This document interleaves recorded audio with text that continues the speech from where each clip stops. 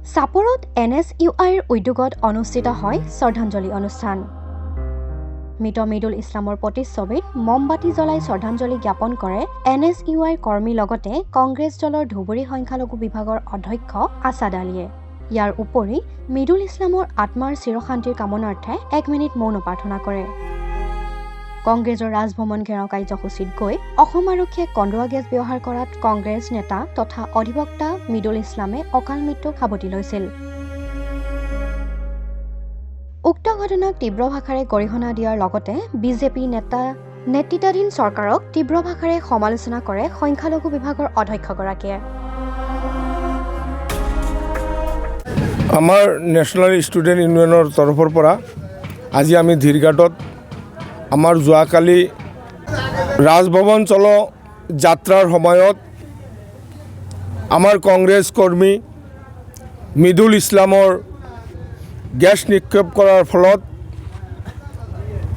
মৃত্যুবৰণ কৰে। তেখেতক আমাৰ কংগ্ৰেছ দলে তেখেতক শ্বহীদ বুলি ঘোষণা কৰিছে। তেখেতক আমি শ্ৰদ্ধাঞ্জলি দিলোঁ আৰু লগতে অসম চৰকাৰৰ যি বৰ্বৰতা, অসম চৰকাৰৰ যি নিকৃষ্ট ৰাজনীতি কৰি আছে, মানুহৰ ওপৰত যি বৰ্বৰতা আৰম্ভ কৰিছে, তাৰ কাৰণে আমি অসম চৰকাৰক ধিক্কাৰ জনাইছোঁ। অসমৰ মাননীয় মুখ্যমন্ত্ৰী হিমন্ত বিশ্ব শৰ্মা আগতেও বহুত মানুহৰ প্ৰাণ লৈছে, নিৰ্দোষী মানুহক গুলি ফুটুৱাই তেখেতে মানুহ মৃত্যুবৰণ কৰাইছে। আপোনালোকে নিশ্চয় জানে যে এই চৰকাৰৰ দিনত মানুহৰ ঘৰৰ পৰা উঠাই লৈ মৃত্যুবৰণ কৰিবলগীয়া হৈছে।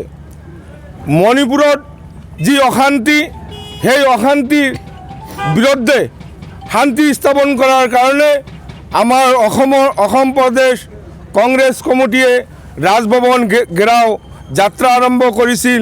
সেই যাত্ৰা বাধা প্ৰয়োগ কৰাৰ সময়ত মৃদুল ইছলামক মৃত্যুবৰণ কৰিব লগা হৈছিল।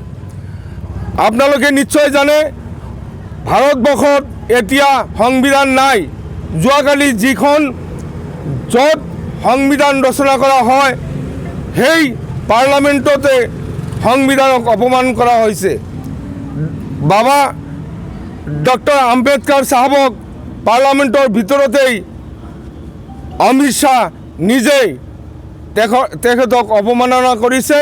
তাৰ কাৰণে আমি এই বিজেপি চৰকাৰ, অমিত শ্বাহ, নৰেন্দ্ৰ মোদী আৰু অসমৰ মাননীয় মুখ্যমন্ত্ৰী হিমন্ত বিশ্ব শৰ্মাকো ধিক্কাৰ জনাইছোঁ।